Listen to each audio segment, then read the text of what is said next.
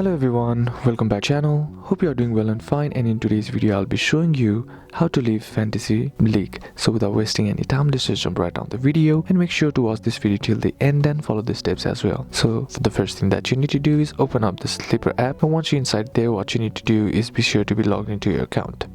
Now once you're logged into your account, what you need to do in order to leave the league is just simply tap on this three horizontal bar on the top left corner of the screen.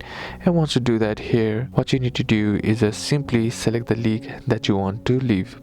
So you can select it from the section under the leagues right here, and once you select it here, you will be sent to the draft road page. Now in order to leave it, what you need to do is simply tap on this league option right here, and once you tap on league here, you will be sent to the league settings and standings. Now right beside league settings, you will see this gear icon right here. Simply tap on that, and once you tap on that here, you will be sent to the league settings page.